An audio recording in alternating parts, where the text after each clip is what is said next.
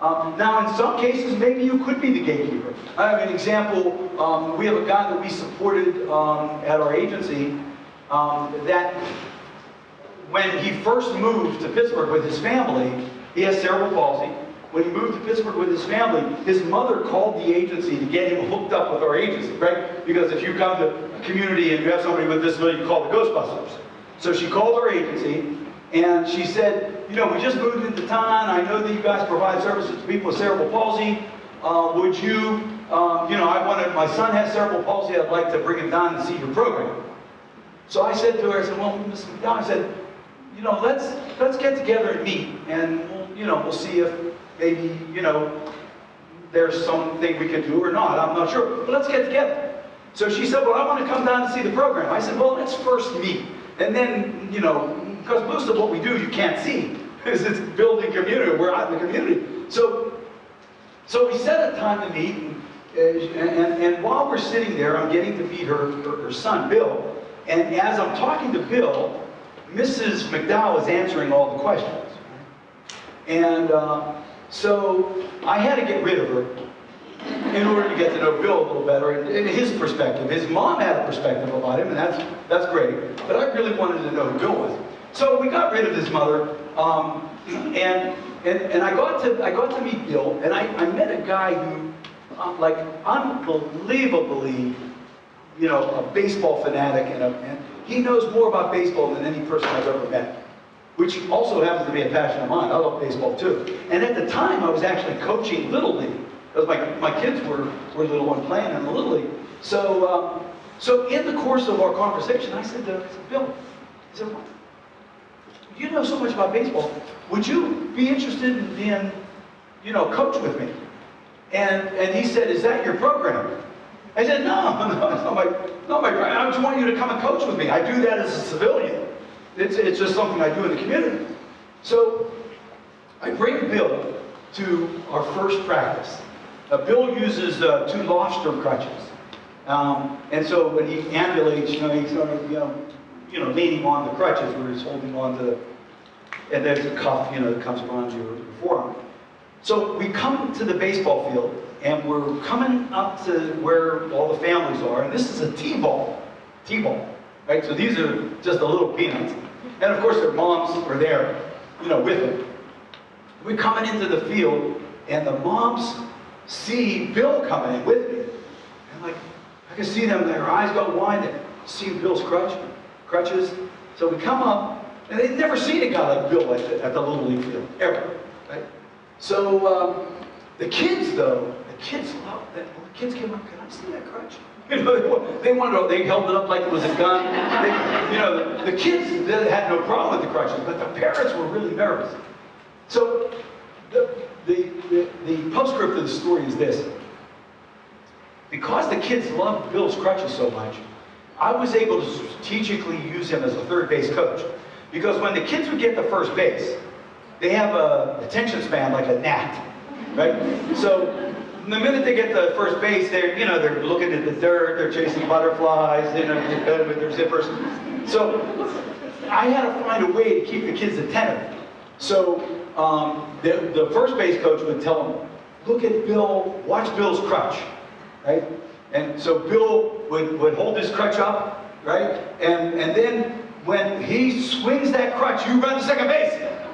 Bill swing the crutch, windmill, and the kids would run to second base. So we had a great team. The kids were paying more attention. And in fact, then, after the games, we would go to the Pine Hollow Inn to analyze the scores, to really look at the stats. That's what we told our wives. So Bill came with us to the Pine Hollow Inn, and one of the things we discovered was that, when you sit and drink beer and analyze statistics from T-ball, you end up drinking a lot of beer. And as you drink the beer, you have to pee, right? And so the bathroom at the Pine Hollow Inn, the door was really hard to open. Bill couldn't open it by himself. He just didn't have the leverage. So the coach would have to go and open the door for him. So one of the coaches said, that's not right. This wasn't even a disability advocate. It was just one of the coaches. He said, it's not right that every time Bill has to pee, we have to go with him. That's not very dignified. So I said, yeah. I said, that damn door is hard to open. He said, I know the owner of this bar. I'm going to talk to him about the door. So the coach goes to the bar, the owner of the bar, and says, look, we have one of our coaches who can't get in the bathroom. You need to do something about the door. And the owner said, well, that's not really expensive. He said, well, look, there's other bars we can go to analyze the scores. Analyze the scores. That's what I told him. So the owner of the bar said, hell, no, we don't want to lose the business. So the next day, changed the door. The door was open. Now, that had nothing to do with rules. It had everything to do with relationships in terms of Bill being valued and bona fide as a coach in the league. Right? And so those kinds of things are what happens in terms of gatekeepers and how powerful they can be. In the case of Bill, I was his gatekeeper. I was in the Little League Association. I wasn't known as Dr. Condeluci, dauntless defender of disability. I was Dante's daddy. That's how I was known. That's Dante's daddy. Right? So my role with Bill was not an advocacy role. It was really a gatekeeper role. Now, most of the time, if you're doing community building and you're using these 4 steps, you're gonna need to find a gatekeeper. So how will we know these people? How will we be able to discover who a gatekeeper might be, or what do we know about gatekeepers? Now understand, there's been a lot of research done on gatekeepers, primarily because of advertising. Advertisers always use gatekeepers when they're pitching a product. Every product that you get introduced to has somebody who's been valued pitching that product. So you end up buying the product based more on the gatekeeper than on the product itself. The gatekeeper introduces the product that literally creates the value rise, and then you buy the product based on the sanctioning of the gatekeeper, of the person who is endorsing the product. So this notion of gatekeepers transitions value from the person who's esteemed to the new person who's unknown or maybe devalued. Their value starts to rise. Right? So here's what we know. This is the definition of gatekeepers, right? This is somebody already in the community. My dad was already in the church community. I was already in the Little League community. Right? The gatekeepers already in the community. They're indigenous is the anthropological term, right? They're indigenous to the community. And because they're already in the community and known, they have social influence over the other members. So if they like something, if they endorse something, other people are going to be apt to like and endorse what they like. So here's the research that we found on gatekeepers. And again, most of this is out of advertising and marketing. That's where a lot of the literature on gatekeepers comes from. But we know this. We know that people already inside the culture who tend to be positive, how will you know this? Just look. You can see positivity on people, right? You can see people smiling, eye contact. You can actually see an aura of positivity in people. You've been to parties, haven't you, where you've walked into the party, you didn't know anybody, and you looked around and you saw somebody that you were drawn to. There's something about that person that invited you, that sort of welcomed you. Those kind of people are great gatekeepers. They're willing to take risk, social risk. A gatekeeper is willing to connect with Bill or with Carrie. They don't really care if they're devalued. What sometimes happens with gatekeepers is if you connect with somebody's devalued, you're at risk of being devalued too by some of the other people who might be either hateful or bigoted or whatever. So the gatekeeper takes a social risk when they connect with somebody who's seen as different or devalued. They're flexible people. The gatekeepers are usually people who are really able to kind of maneuver through things. They can think on their feet. And then Look at this one. They tend to be right-brained people. Now, I'm going to do a little exercise with you on right brain, left brain right now. In your books, in your little book, you have an exercise called Challenge 101. I want you to find that exercise. Challenge 101.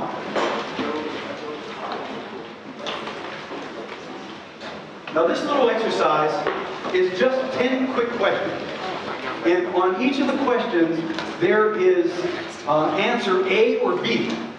So what I want you to do is read the question, read the scenario, and then answer, would you do A or would you do B? And circle the answer. Now, again, you might not do either of those. As you look at the options, maybe you wouldn't do either A or B. But which one would you be more prone to do if you had to? And so, if you wouldn't do, or if you did, I could do both of those things. Which one would you feel more natural or more comfortable doing? So you go through and you circle the answer, A or B. By the way, this exercise comes from a manual by Peter Senge. Peter Senge is the kind of the father of the learning organization, and he's out of MIT. And this comes from a book called The Dance of Change. But it's a little exercise on right brain, left brain. Now we know, as you're finishing up this little exercise, we know that our brains are bifurcated, right? We have a right lobe and a left lobe. And we know through neuroscience that the lobes control different functionality in terms of our behavior and our bent. So the left side of our brain is the very orderly side, the very structured side of our brain. So it's very much linear kind of thinking, you know, follows algorithms. It's the side of our brain that, you know, statistics matter. Data is really important to the left side of our brain. Conversely, we also have a right side to our brain, and the right side is the much more macroscopic side of our functionality. It's very intuitive. It's very much instinct-oriented. It's that gut feeling you get. It's your right brain talking. When you read the statistics and say, all the statistics say, I shouldn't do this, but your guts tell you you should, and you follow your guts, you're showing some right brain behavior. Right? Left brain behavior is pretty much analytic. Right brain behavior is much more intuitive, instinctive. Right? Now, this little test is pretty easy to score because A answers are left brain answers. A answers are left brain answers. B answers are right brain answers. B answers. So now there's 10 questions. You have some variation of 10. So count them up. How many A's do you have versus how many B's? If you have 6 or more B answers, 6 or more B answers, you're starting to show right brain influence. If you have 8 B answers, that's a dominant right brain score. It's pretty dominant. If you have 6 or more A answers, you're showing left brain influence. If you have 8 or 9 A answers, boy, that's a dominant left brain score. So, how many people had at least 6 or more B answers? B answers. Okay, so these are our right brainers. Now, how many of you had at least more than 8 or more B answers? 8 or more. Okay, so these are our dominant. These are our dominant right brainers. Now, how many of you had 6 or more A answers? These are our left brainers. Anybody 8 or more A answers? These are our dominant or left brain behavior. So, now how many of you had 5 and 5?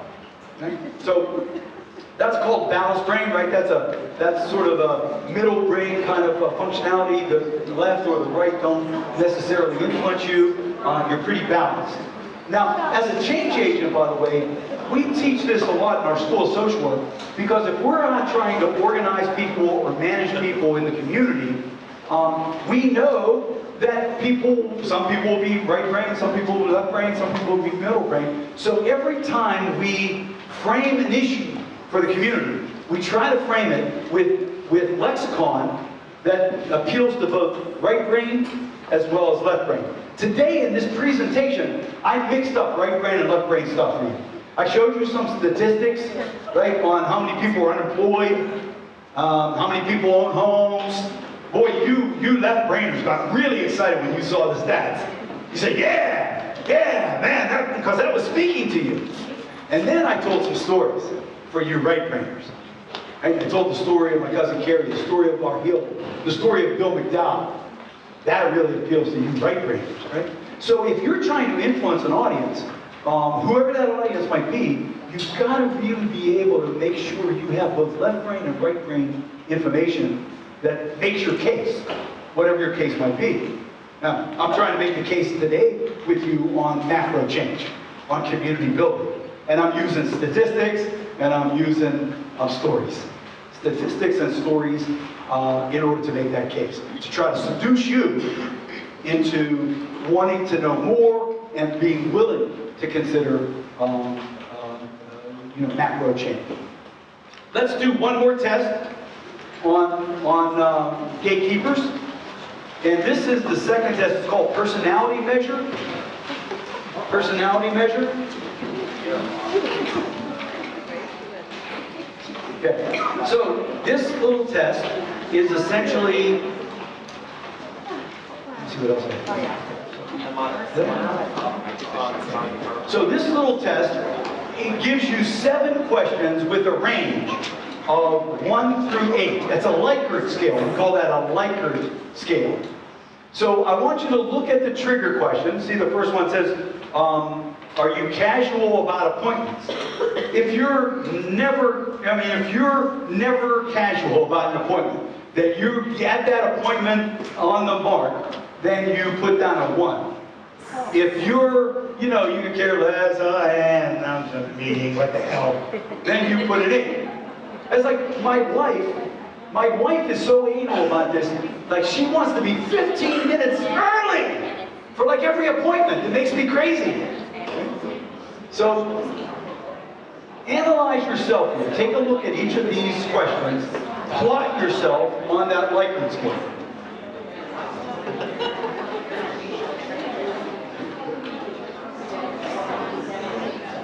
Wherever you're at on each of those polls, plot yourself to that number. So if you're never late, you do 8. My wife is an 8.5, 9 maybe. So if you're casual, you do a 1. I'm sorry, I read that mistakenly. If you're casual, you're 1. If you're never late, you're an 8. So plot yourself on each of those triggers, and then you got to do a little math. You left-brainers, you can do the math in your head. You right-brainers, get your phone out. You have a calculator. So, because you're not good at math anyway. So use your calculator to get those numbers. And this little test focuses on what we call type A behavior versus type B behavior. There's been a lot of research on type A versus type B, especially around health and cardiology health.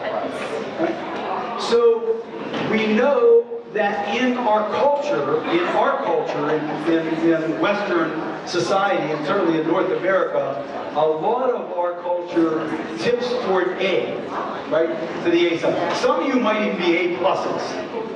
You're maniacs. Some of you are maniacs. And we know that folks that are type A plus, these folks are very polyphasic, they're very quick, they always got to be doing something, they always got to get things done, they're maniacs. On the other side, B folks are much more laid back, they're a little more casual, it's not as important, okay, so this will wait. They're a little bit more mellow, maybe the word, right? Now, how many of you were A or A plus? A's or A plus? Okay, so we got most of the room. How many of you were A pluses? You A's, all the way to A plus. Okay, so these are the maniacs. Do you remember that commercial that came out and said your heart attack doesn't come with a memo? Here's your memo. Here's your memo. Right? Now, how many of you are B?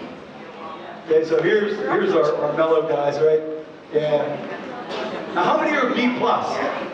Oh, right. Way to go. Now, there is some cultural relevance to this.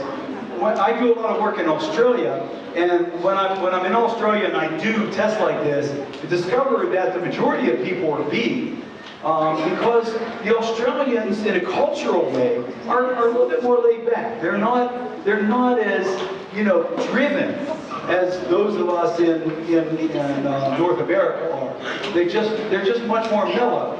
Now, you do have some of the A's there, but they're the minority, just like the B's were the minority in this room, and the A's were the majority. In Australia, the B's are the majority and the A's are the minority, just because of the cultural overlay. So we're taught, in many regards, to be frenetic and be fast-paced. Now, from a gatekeeper point of view, what kind of person do you think makes a better gatekeeper for carriers? Right, type B. Right? Because they move at a little slower pace. They're not as driven. To be friends with my cousin, to connect with my cousin, you got to slow down. She doesn't go that fast. She's not, in the kind of pace that most of you are in. Right? Just takes a little more time. She moves a little slower. It takes more time for her to understand something.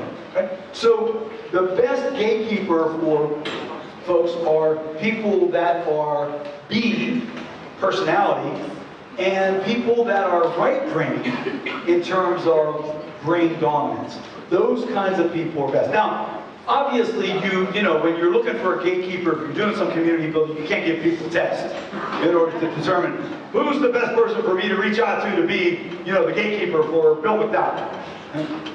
You just have to observe this. It's more through observation, through that kind of energy. So, we know this about the gatekeepers. We know that they tend to be positive people. They're willing to reach out. They're willing to take social risk. They're usually flexible. Often, they're right brain. And we know more women are right brain than men. Men are left brain, typically. Not all the time. But in large random samples, we know that women usually will end up favoring the right side, the men will end up favoring the left side. So, more often than not, a woman might be more approachable as a gatekeeper than a man. Now, that doesn't mean, again, men that can't.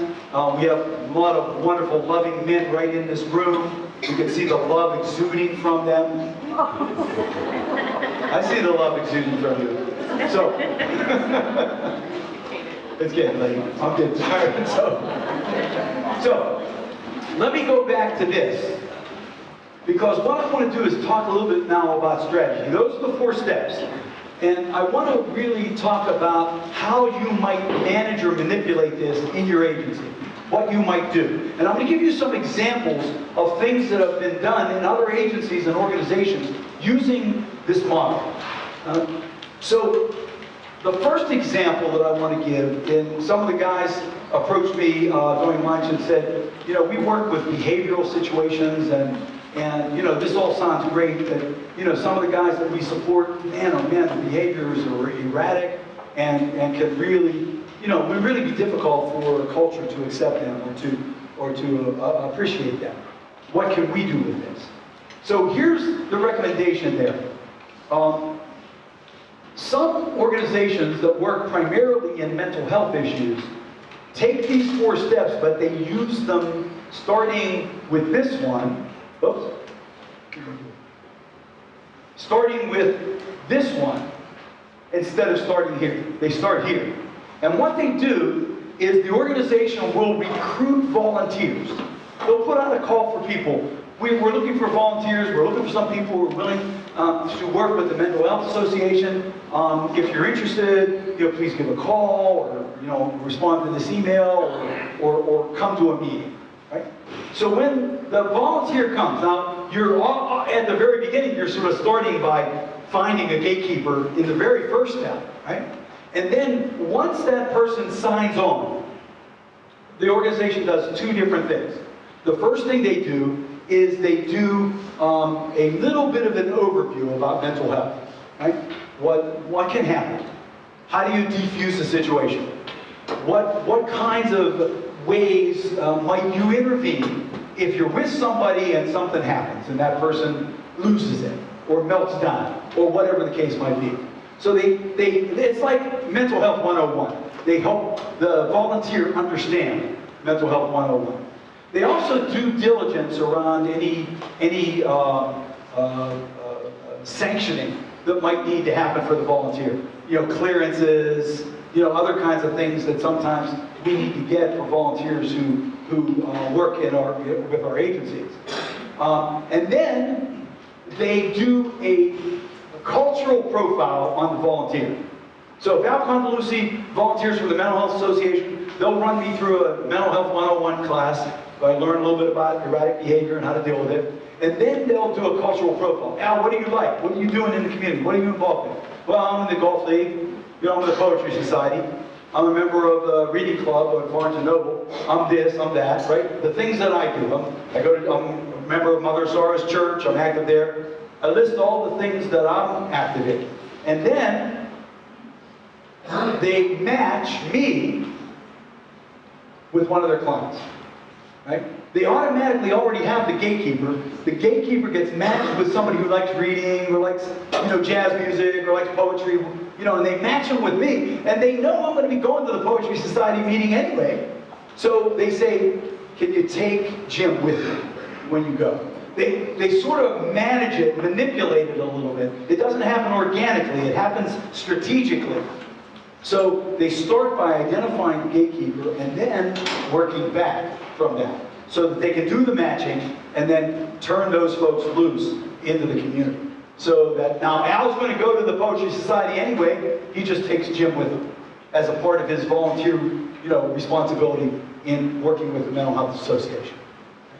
There's a program called COMPEER, C-O-M-P-E-E-R, C-O-M-P-E-E-R. If you Google COMPEER, you'll see how the mental health organizations use this kind of a model. Right? Now, the other examples of this are found with, some of you guys are familiar with Best Buddies. Best Buddies program, you know about that from intellectual disability community. And the Best Buddy program, similar to this, in that they identify kids who are valued, you know, cheerleaders and hockey players and, you know, folks that are really, you know, kids that are valued, and they get them connected with the kid in the school who has a disability. And the whole issue is to eat together, hang out at assemblies together, in the common time, to be together. And what they're trying to use there is value juxtaposition. So if the hockey captain is with Al, and everybody likes the hockey captain, then Al's value will start to rise because the hockey captain is with Al. It's a value juxtaposition framework. So Best Buddies uses it that way. There's a program done in the Jewish community called the Friendship Circle. So if you Google the Friendship Circle, you'll see that a number of synagogues around the United States and Canada are using the Friendship Circle format, which again is similar to the Best Buddy, except they do it not in schools, they do it in the community recreation opportunities for kids.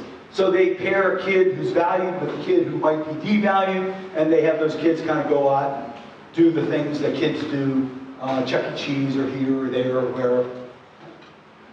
Another example, and this is an example I'm really proud of because the woman who launched this was one of my students. She lives in Long Island now, Oyster Bay, and she started a program called Peer Pals, PEERPALS.org, Peer Pals. Her name is Julie Kiefer, and Julie really got engaged by this when, you know, in a program that I did. And so she went back to Oyster Bay where she lives. She has a daughter with on the autism spectrum. And she started an organization called Peer Pals, which is really like the Friendship Circle, designed to recreationally connect valued kids with kids who are devalued. And now again, these are managed, manipulated sort of examples where, you know, you're taking it and managing it a bit. The way we try to use this in Pittsburgh is much more organic. So what we do is we identify that Carrie Condeluci loves photography. We find a photography club either through meetup.com or by calling the camera store.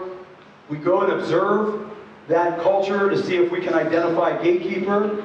We approach the person we identify and ask them if they would be willing to introduce Carrie to the other members.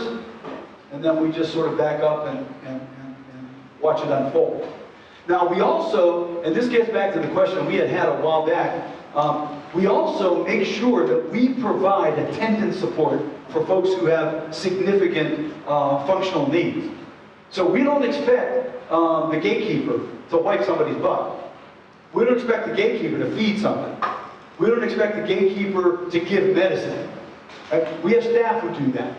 And we'll be there kind of hanging in the shadows, almost sort of like a butler, you know, somebody who's not evident.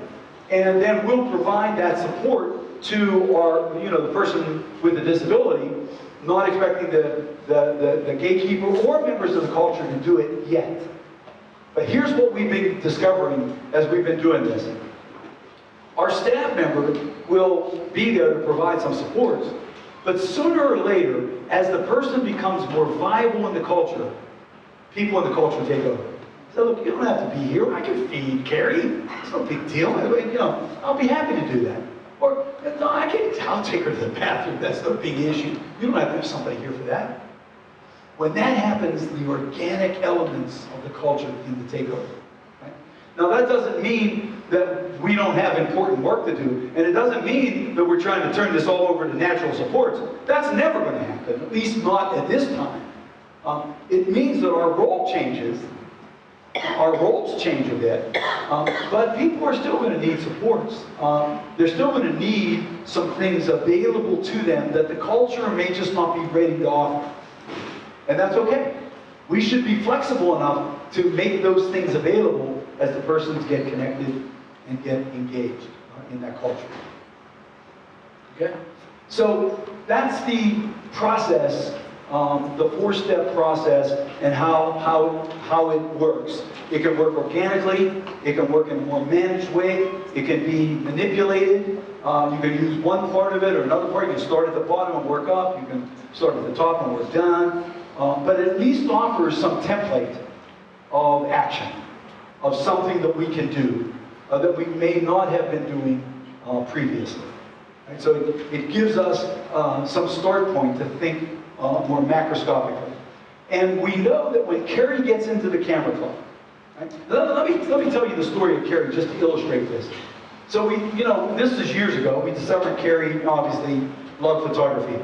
And now Carrie wasn't a very good photographer, but she just loved pictures. She loved to see the pictures she took. In fact, when Polaroids came out, and now we're going back to the diaper pins. Remember Polaroid cameras? Right? Yeah. Where they were big. You take a picture and like it would come out in the front. When we got Carrie a Polaroid, man, oh man, she was like in heaven. And she would take pictures of everything. So I found this camera club that met at a restaurant near the university called Hemingway's. Cool little kind of cafe. And so I discovered they met there every other Tuesday. So, you know, here it was. Carrie loves photography. I got the place. I went to observe. And I was also looking for a gatekeeper, right? I wanted to see what they do. What do these people do? What are the rituals? What are the patterns? What are the jargon? And now I didn't do that in with a clipboard. Like, hey, I'm here to analyze you. I'm going to see your behavior and follow your rituals. It's done much more subtly. It's through observations, like Jane Goodall watching the chimpanzees. Right? You do it under the coconut tree, and you watch the chimpanzees. They're over there doing their thing, and you're jotting down what they're doing. You're getting a sense of how they engage. And you're also looking, you know, as Jane Goodall did, looking for the alpha male, looking for the roles that the various members of the troupe did. Right? So the same thing happens in cultural observation. at Hemingway's is kind of this really cool cafe, and they have this bar when you come in, and right at the end of the bar, in the back, there's a back room, and there's, groups meet back there. And so I was able to sit right at the end of the bar. I could see right into the room. I could see them, right? And so I just was observing, drinking a beer, watching them, and looking for not only what are they doing so I could coach Carrie, but also looking for the gatekeeper, looking for somebody that I could reach out to. Because I don't know anything about cameras, nor do I really even care. So I needed to find somebody indigenous, right? So the first week that I went to watch them, I was by myself. I didn't bring Carrie, by myself. I'm sitting at the end of the bar, I'm watching them, watching what they're doing, how the meetings run. They have a meal, they have a speaker, the president's there. Their routine. What do they do when they're together? I was trying to discover that. But I was also looking for somebody who I might be able to approach. The first week that I observed them, I saw her. She was sociologically hot. She was also good looking, but she had all these sociological principles, right? She was engaging, she smiled a lot. Well, I would watch her, she would roam around the room and say hi to everybody and show them the picture before the meeting started, and she would hug people. I mean, she was just really cool. And I knew that she was the person.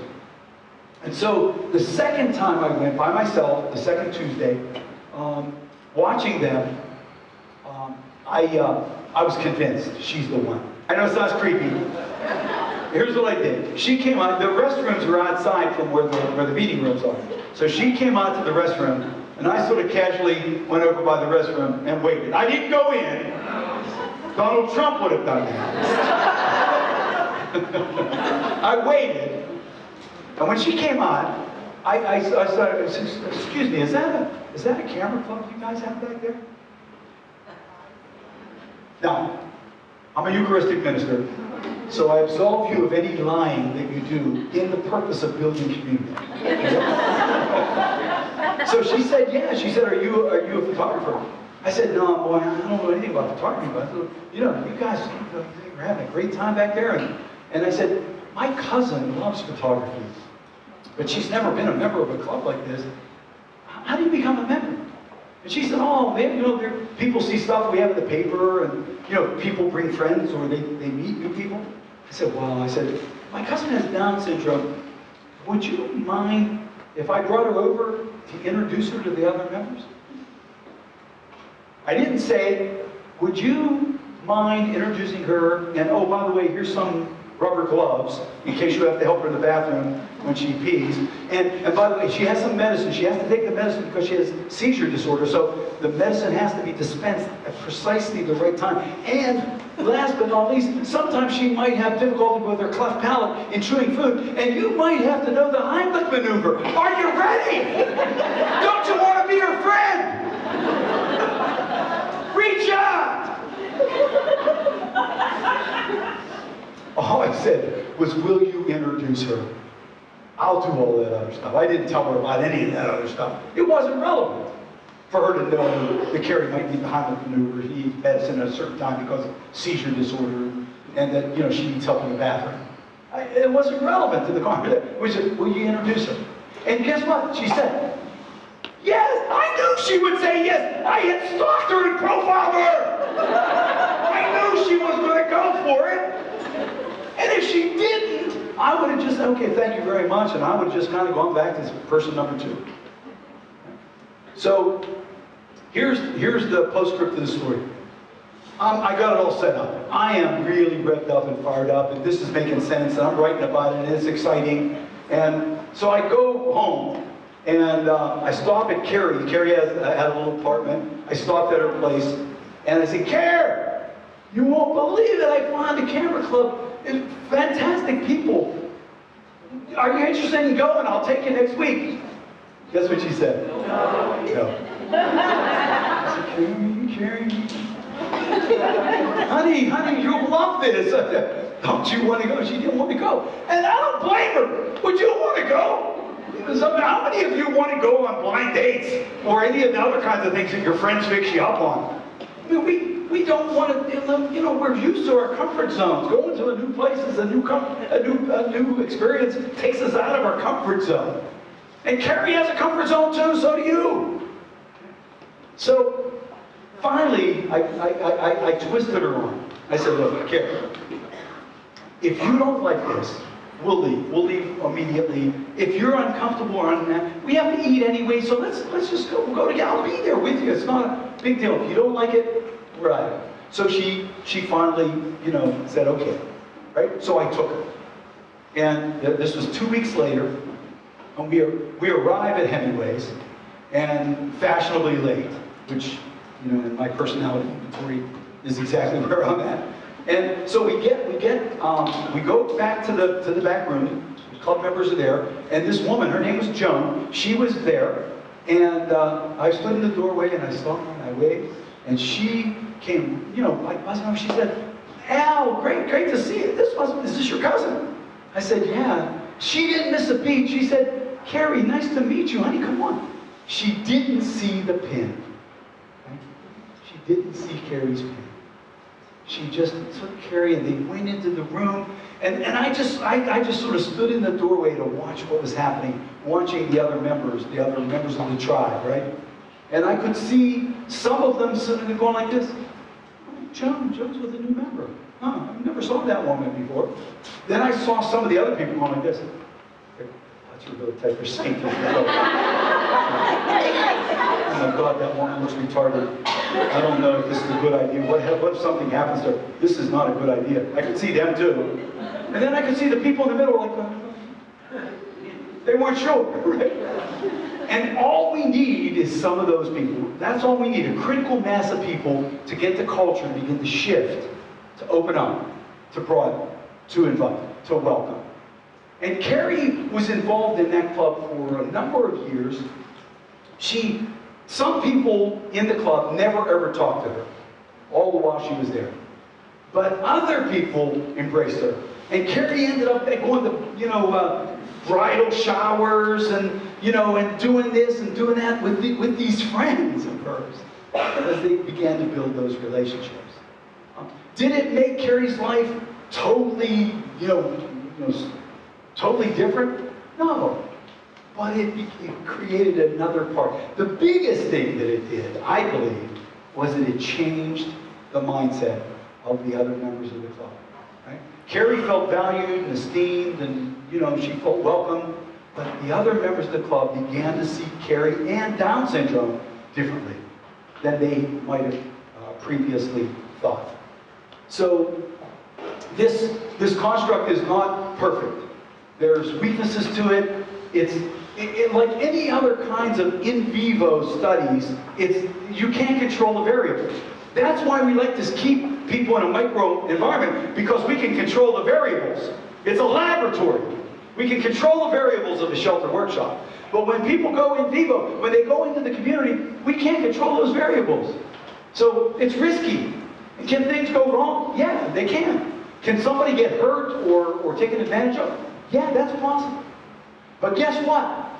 There's a greater probability somebody will be taken advantage of in a laboratory system-run program than there is when people are known and connected in community. Now, we know that relationships are tantamount and antecedent to safety. What keeps you safe is not the police. What keeps you safe are other people who care about you. That's what keeps you safe. And it goes back to the power of social capital, the power of relationships. And so, let me wrap this up, and then any questions you have, we can engage on. So the magic of community is when similarities override differences. Do people have differences? Yeah. Do you have differences? Yeah. Of course, we all do.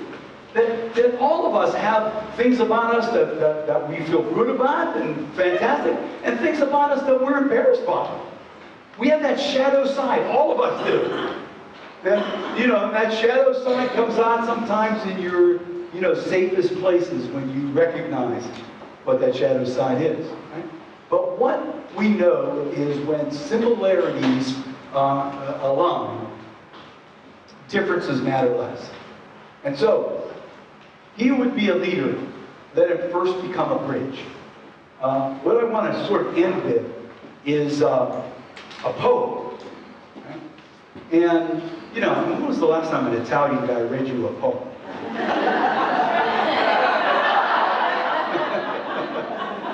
But this poem I really love, and Allison gave it to me. Remember my friend Allison with the pen? Allison knew about the work I do, and we became pretty good friends because she knew the Pastons, and she went to Pitt, and I went to Pitt, and all the things that we had in common. We became pretty good friends. And she knew the work that I do. So one day at one of our meetings, she showed me this poem. And it just jumped out at me. It was so relevant. So I want to read it to you. You right-brainers, just close your eyes and listen. You left-brainers, read along. I'm going to show it to you. You're going to need to read along with me. That's okay. That's not a problem. But this poem is called The Bridge Builder.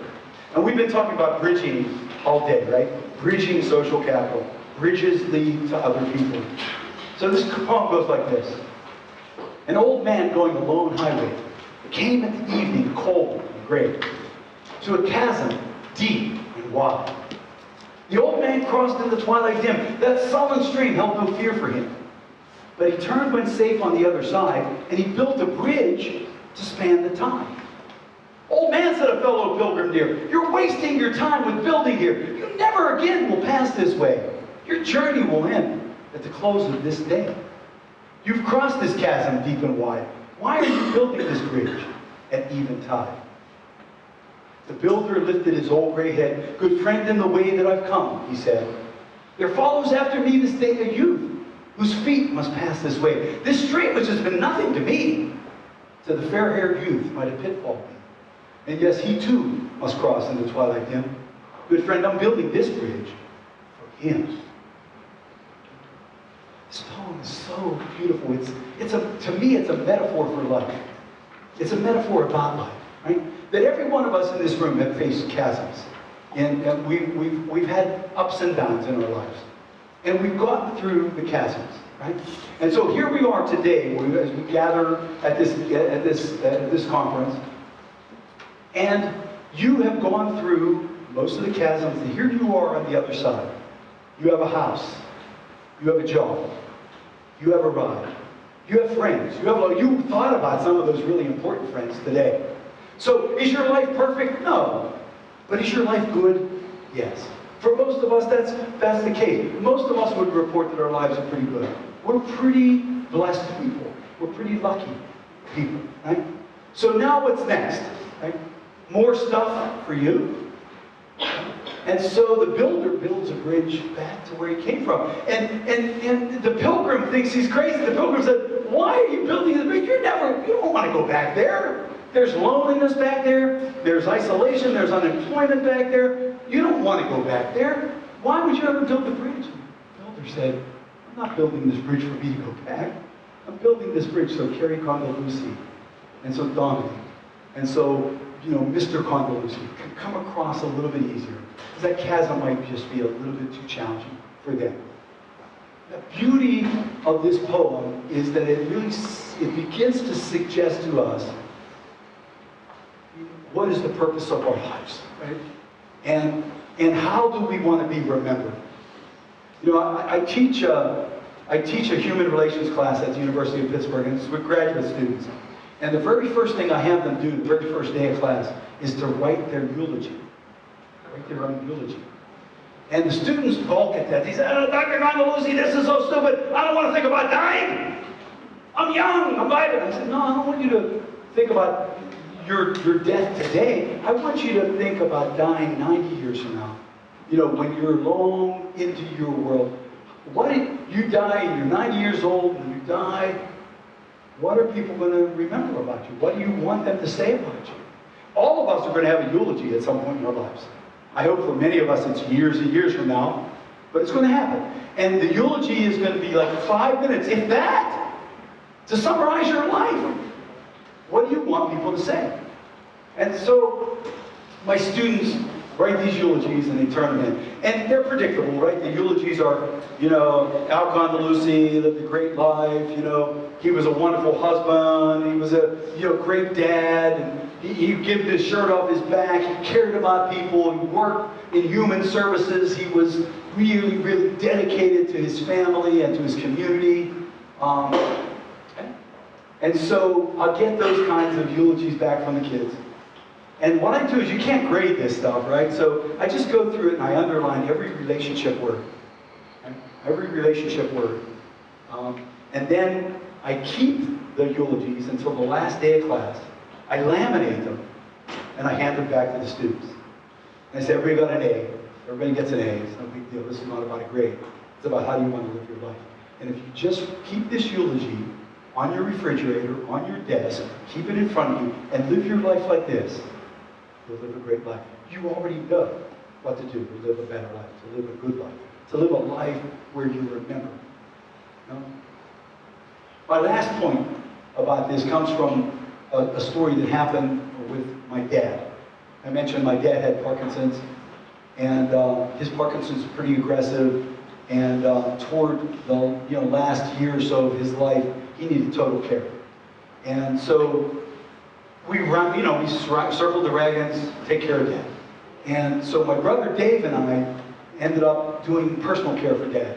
We took turns, and I would bathe Dad, one day, Dave would take the next day. And so one night, I was over giving him a bath. So about 2 weeks before he died. And I had him in the tub, and I've done personal care my entire career. I still do personal care. It's no big deal. I know to give people baths. I know how to wipe people. If anybody wants me to wipe them in here, I can do that. It's no big deal. It's just another human situation. So I'm giving my dad a bath, and I'm washing him, and he starts crying. Now, I had seen my dad cry before, but mostly when he cried, there were tears of joy. There was something good that happened with our family, some celebration.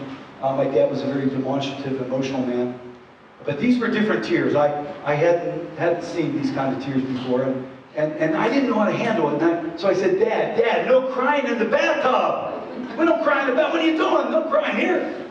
And he composed himself and he said, I didn't want this for you. I said, what? He said, I didn't want you to have to take care of me.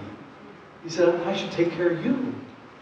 I said, Dad, that's the circle of life, isn't it? You did take care of me, and now it's my turn to take care of you. And when and if I have these kinds of needs, I hope my sons are going to be there to take care of me. It's just a circle of life. I am honored to do this. This is not a problem. I'm not imposed at all on this. And then he said something that made me cry. He said, I don't want you to remember me like this. I don't want you to remember me dependent, needy. And I lost it. I didn't know how to handle that. But then I realized that at that moment, my dad was actually giving me a gift to tell him how much he means to us, to our family, to me personally.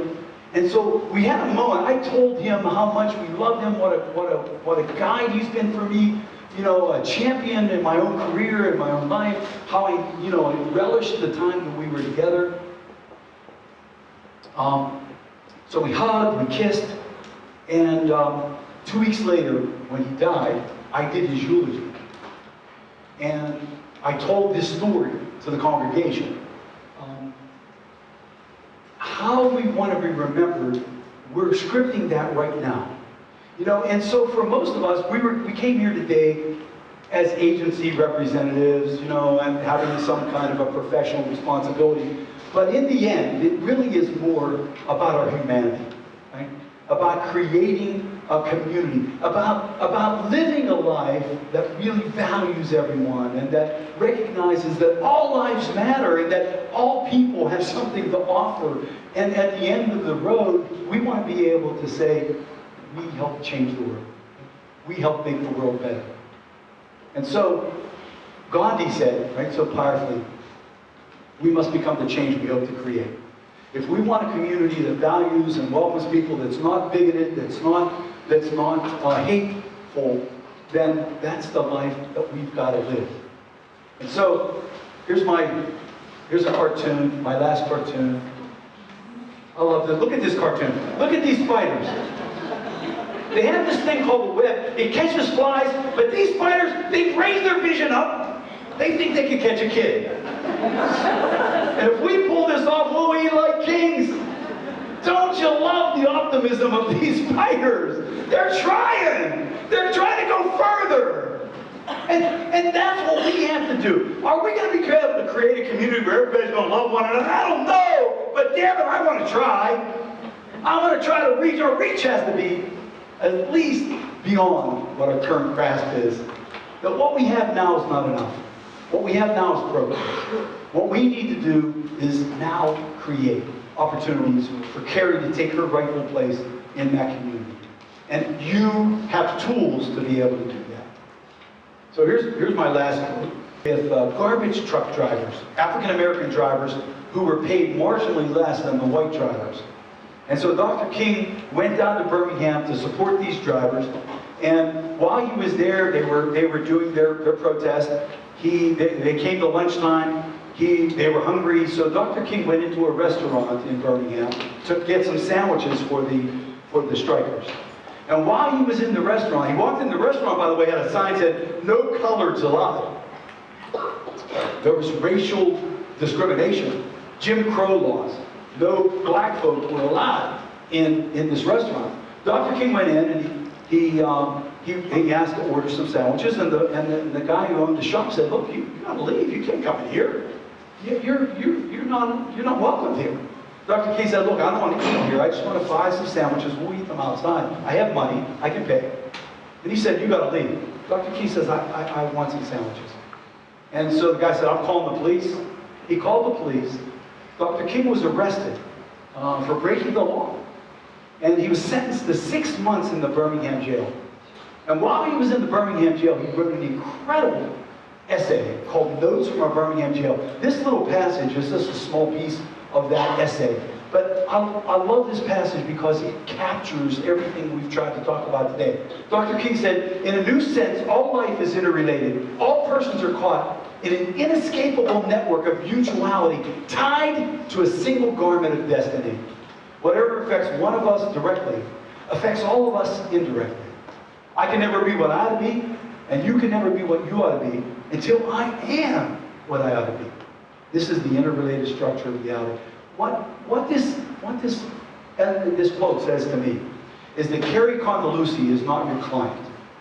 And she's not your patient or your consumer or your member or your participant. She's your sister. She's you, and you're her.